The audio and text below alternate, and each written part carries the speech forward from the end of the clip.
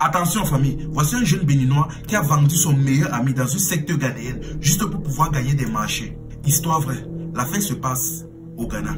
Et pour tous ceux qui se demandent comment j'ai fait pour savoir ça, ils étaient abonnés à mon compte. Toi-même, tu attends quoi pour t'abonner? Abonne-toi et like la vidéo. Voici le jeune en question. Ici, on va l'appeler Dimitri.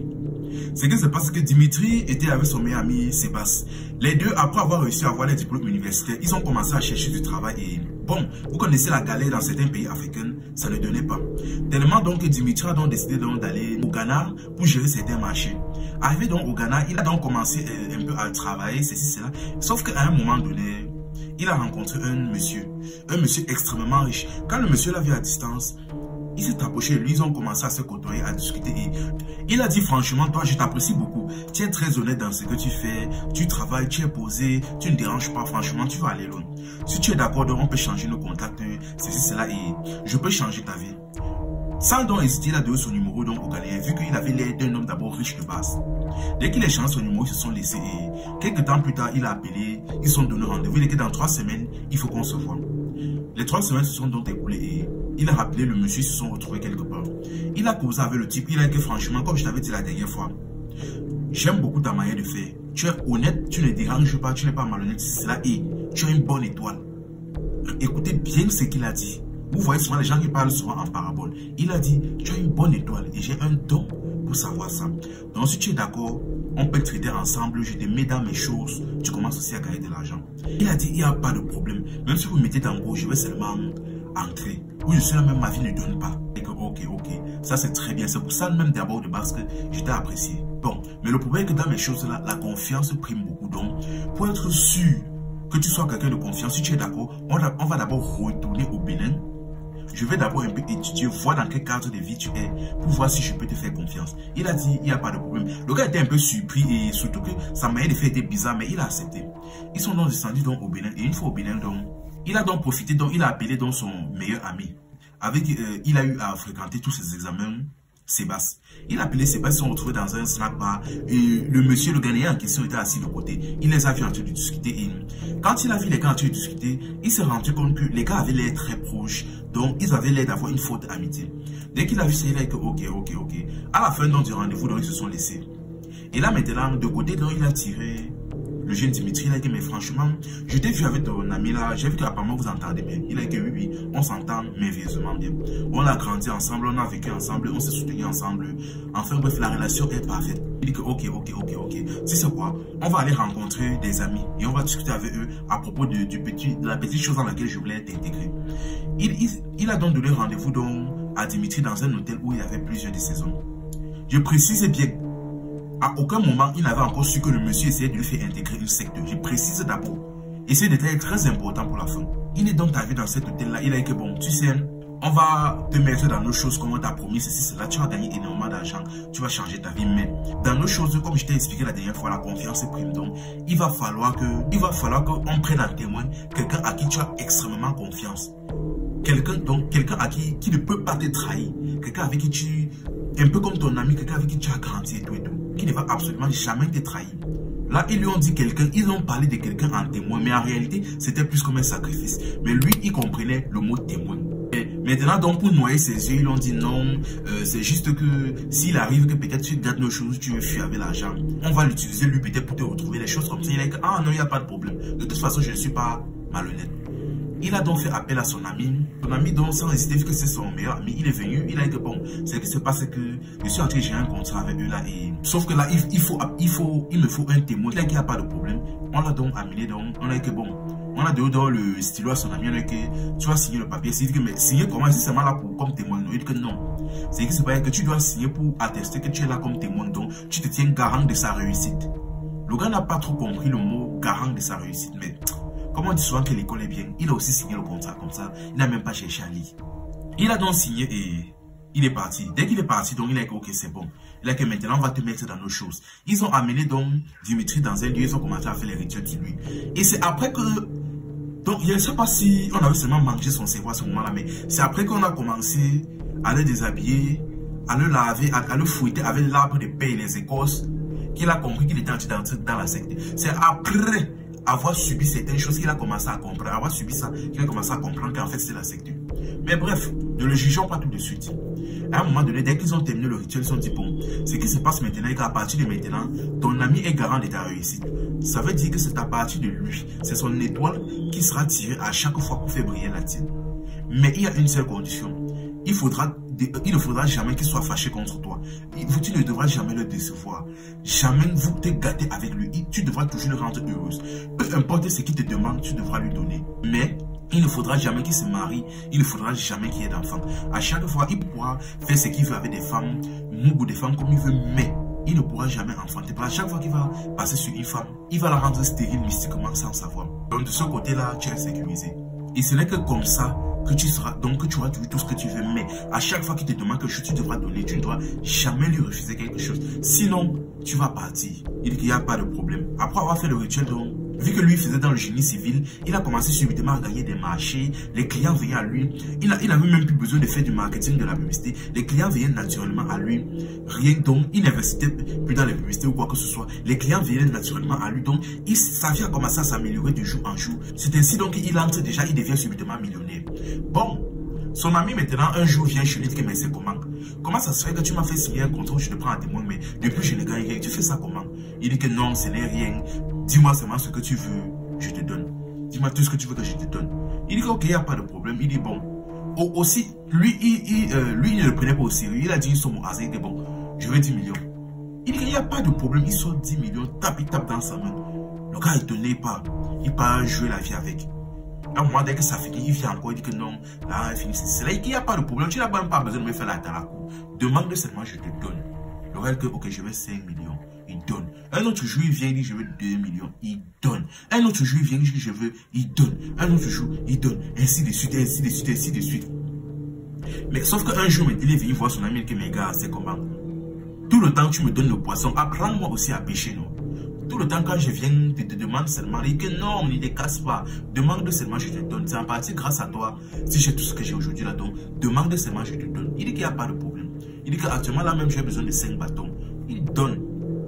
Maintenant, le problème est que pendant que la vie de Dimitri, c'est-à-dire le secteur avançait, c'est-à-dire il construisait des villas, des maisons, des entreprises, pendant que sa vie avançait, la vie de son ami, donc, Sébastien, de son côté, c'était la catastrophe. Malgré le fait que son ami lui donnait des bâtons, des millions tous les jours, il vivait toujours dans la maison familiale, il ne construisait rien, il n'achetait pas de terrain, il n'investissait dans rien. C'était toujours la java, les femmes, c'est cela. Tellement que même dans sa famille, sa mère, tout le monde était étonné chez lui que mais comment tu es un ami qui est riche, mais toi ta vie est tout bizarre comme ça. Et en plus j'ai l'impression qu'il te verse de grosses sommes tous les jours, tu n'investis pas. Qu'est-ce qui se passe?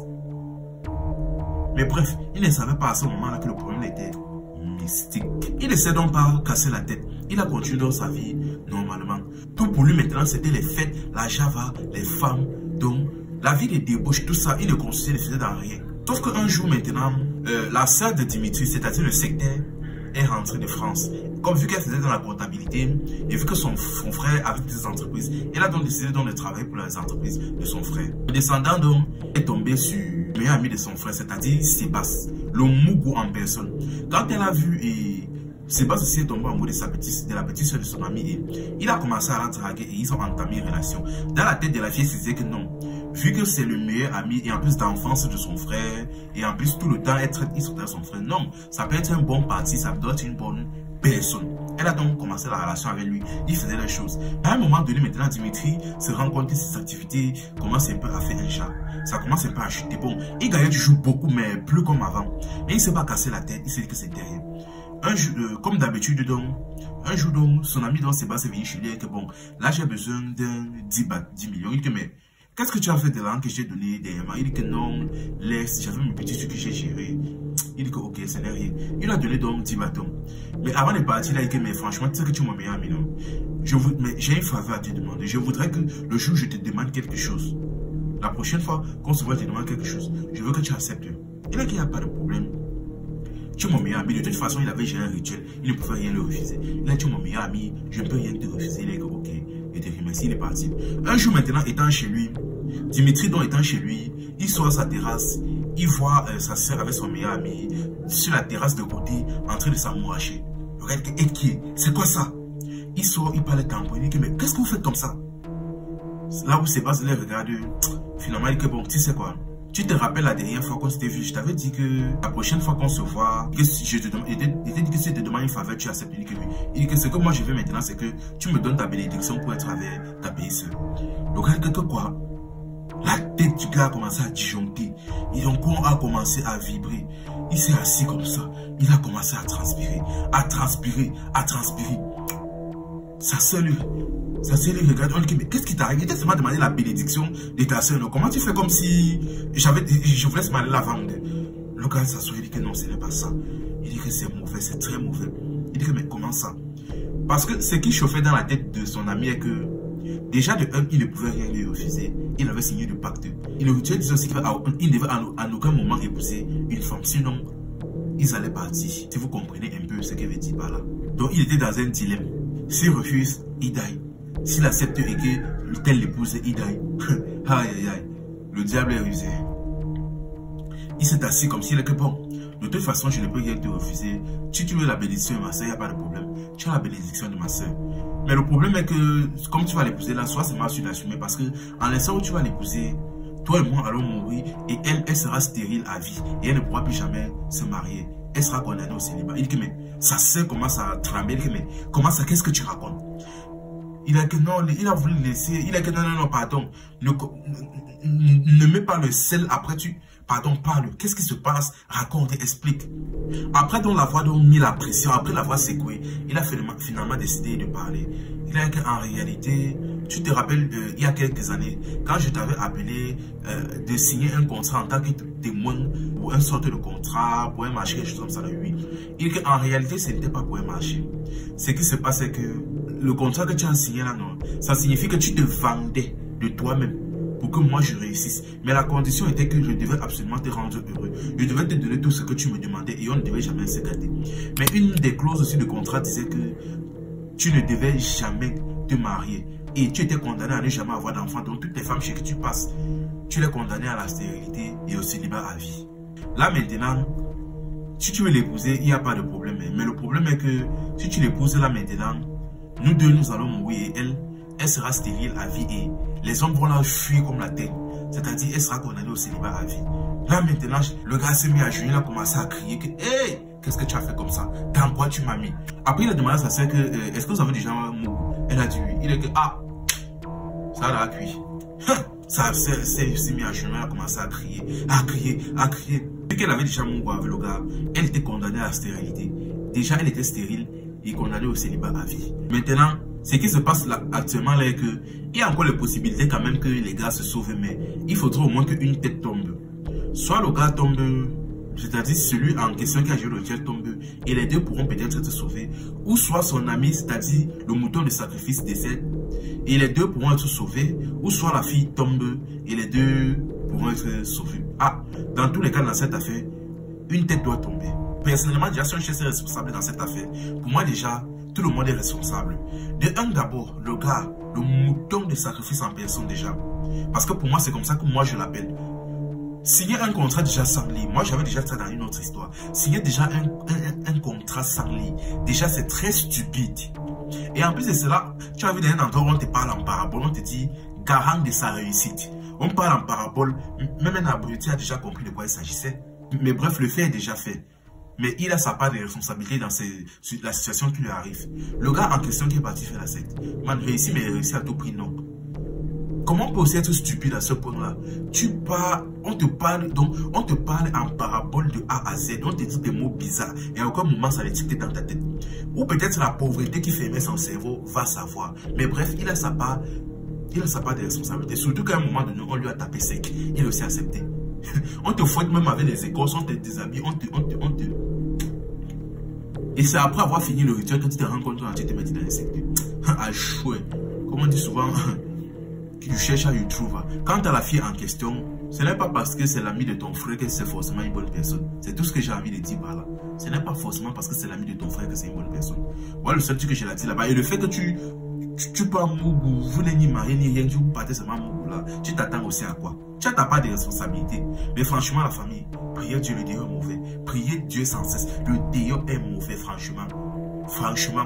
C'est-à-dire, ton meilleur ami, la personne avec qui tu as grandi, regardez dans quoi il t'aimait. Regardez dans quoi il t'aimait. Ah, Sinon, en tout cas, que Dieu vous protège la famille. Le déo est gâté. C'était Info et Amusement à la famille. Ici, on s'informe et on s'amuse.